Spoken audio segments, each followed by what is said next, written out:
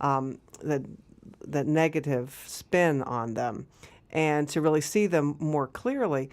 And this actually kind of addresses a question I felt like last night we never really fully answered, was when this topic of free will came up, and someone asked, how do we change if we don't have free will? And I feel like that we never really answered that. And so I thought that what you're talking about here, that curtain of fire being objective analysis, I really like that image, and because that kind of is where I'm coming from about how we change.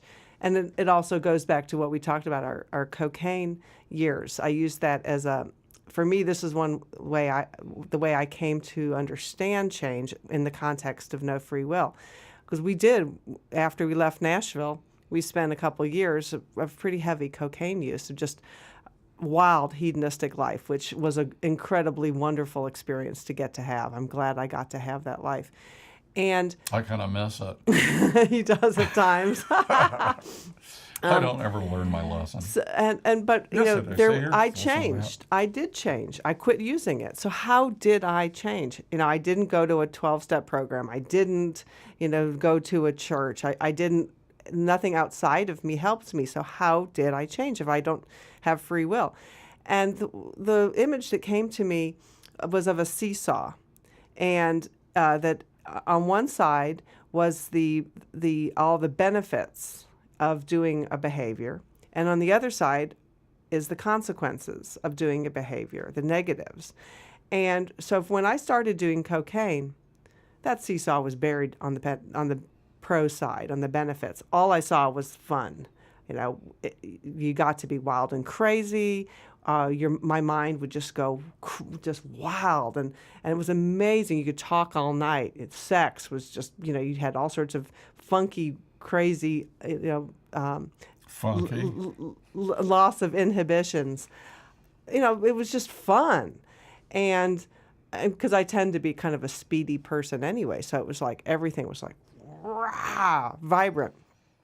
And I didn't see any consequences. There weren't any consequences. It was just all good. And slowly over time, though, consequences started showing up. Like I would feel horrible after, 36 hours up, that you wake up and you just like feel really bad. And then after months of using it, I started feeling like, well, wait a minute. All my life is just this one long party with days of recovery in between. There's nothing's happening. It's just sort of a kind of a emptiness here. And so as over time, the seesaw started building up weight on this negative side.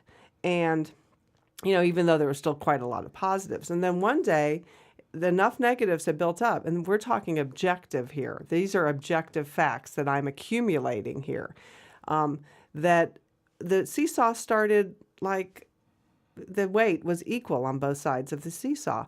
And this was the period when thought I was struggling with quitting, because enough evidence had built up that I knew that I wanted to quit, but there's still too much positive there. So I felt like I was struggling, but it was really just the objective facts were kind of balancing out. Yes, no, yes, no. But the objective facts of the negative consequences of cocaine never stopped adding up. Every time I did it, add more weight. I mean, let's not forget the fact that it's illegal, and I could have gone to prison, which is a nightmare for having done it. So one day, in the continued quote unquote struggle, enough negative had built up to where that side of the seesaw hit bottom. I hit bottom. It completely outweighed the pro side, and I never went back. I never did it again. And so there was no freedom in my thinking. It was just objective fact accumulating, that objective fire, curtain of fire, burning up, overpowering my subjective beliefs about what I was feeling. And the reason you quit first is because you have a more objective mind than I do. Right. Mine is, I've been able to get away, if you will, poverty and obscurity. small price to pay for kind of getting my way, just kind of indulging. Right. So what Arthur's saying is he continued using cocaine for some time, months maybe after I quit, and it caused some real friction between us because he thought, he'd lost his party buddy. He thought I was just becoming a conformist square.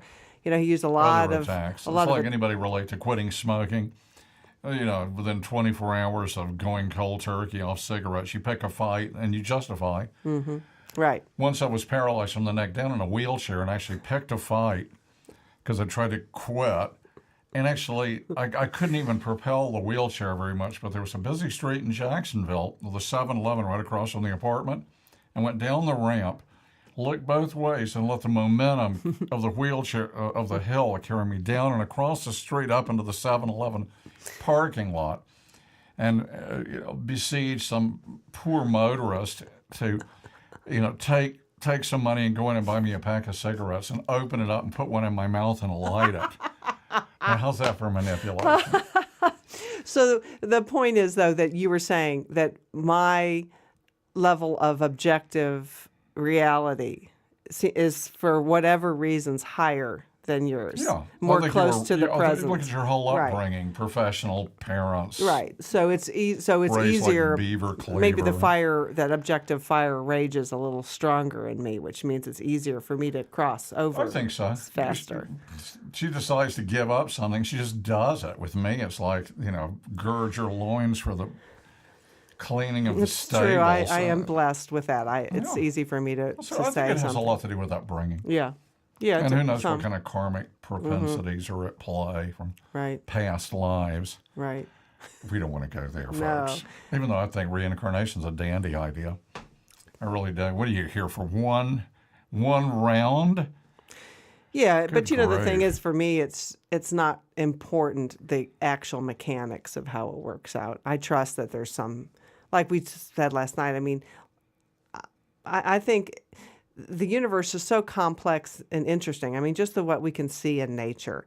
So why wouldn't the complexity extend out to higher levels of consciousness? It doesn't make sense that it would just sort of end here, That's right. Talk about Save me from hubris. the eternal Humans fish are- fry in the sky. Yeah, humans are at the top of the ladder. This is it, folks. The universe, has gone through 13 billion years of evolution to end up here. Doesn't get any better than this.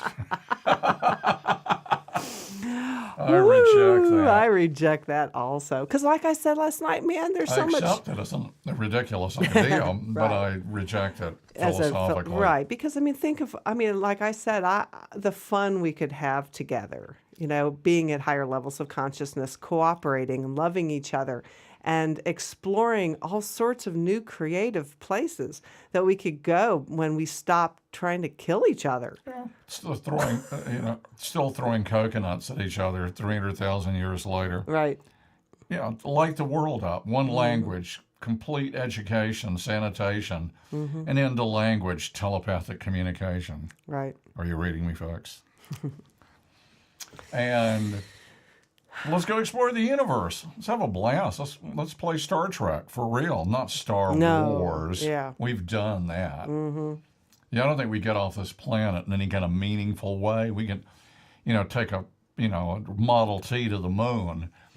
But baby, I'm talking about intergalactic right. travel. Right. And to do that, you don't get to still be throwing coconuts at each other. Yeah, I've mentioned this before. I think this Russian astrophysicist came up with a theory of, universal evolution of civilizations, I guess you could say. And he talked about level 0, level 1, level 2, level 3 civilizations based on their ability and on what level of the physicality they've mastered. And what I love about his theory, among other things, is that a level 0 civilization is one in which the whole planet has come together as one people, and they have mastered travel in their solar system. I mean, that's just like basic. You don't get to be you're not really a civilization until you've reached that level. And so that means we're like in the negatives. Maybe I'll be charitable and say we're level -1 civilization. maybe we're at -2. You know, that we haven't even mastered that basic concept of, you know, we are one people. This is one planet. Which is nothing to be ashamed of. We're not saying that's bad. That's inevitable. Yes, That's I am. Of course it's bad. All right, cop to that. Yes. But our philosophy says right. don't be crazy about it. Right. This is the Big Bang. Look around wherever you are in TV land right now. Look around your room. Just look. Just look around. You know what you're looking at? You're looking at the Big Bang 13 billion plus years into process. We are all hurtling through space. Remember that you're standing on a planet that's evolving and revolving at 900 miles an hour. It's orbiting, the planet's orbiting at 19 miles a second, so it's reckoned. The sun, the star that is the source of all our power. Now the sun and you and me and all the stars that we can see are moving at 1 million miles a day. In the outer spiral arm at 40,000 miles an hour, a galaxy we call the Milky Way. I'm feeling some motion sickness here. Our galaxy itself contains 100 billion stars. It's 100,000 light years side to side, 6 trillion miles times 100,000. It bulges in the middle, 60,000 light years thick, but out by us, it's just 3,000 light years wide. We're 30. We're 30,000 light years from galactic central point. We go round every 200 million years. And our galaxy itself is one of millions of billions in this amazing and expanding universe. Thank you, Monty Python. Yeah. Amazing. Amazing. Bro, the Democrats are doing so badly in the last election. You know, what is it, consternation in a clam colony? Truly. When you let's get a little perspective here. Humility, the final frontier. And hey, what about the Democrats? That's the national. What about my life? Yeah, I didn't get hell with number the one in the Democrats. weaving in I know. Nashville. And I went to 4 open mic nights and nobody raved about my songs. That's right. That's Yikes. right. Yikes. Are you starting to kind of get a handle on the insanity we're talking about? That's right. It's so freeing because what we're talking about, this awful idea that we're all insane, you know what that means? It means, the title again, we are all innocent by reason of insanity. That's right. We are not to blame. The only reason we feel self-blame, which is called shame, is because our subjective, holy beliefs, our brilliant opinions about reality, tell us, you should be ashamed. You know what you did. You shouldn't have done that, or you should have done that. Just What want is to it? point out, and I'm minute we're 30. almost done. You know what? And because it just occurred We're to me, all innocent. It's right. not your fault. It's never been your fault. You know, there is the good. That's the good side of the insane that we rarely get to. Lots but of you know, benefits of being crazy. what it occurred to me was that somebody had written us an email and had brought up morality and ethics. You know, and kind of where does morality and ethics flow out of our philosophy? I mean, how, you know, if there's no like rules out there, how do you live a moral life? And I'd thought about doing that in this show. Maybe we'll do it next Yeah, we'll week. do it next An time. interesting topic. So just if you're watching and you ask that question, we'd like to talk about that some. So Here's a hint.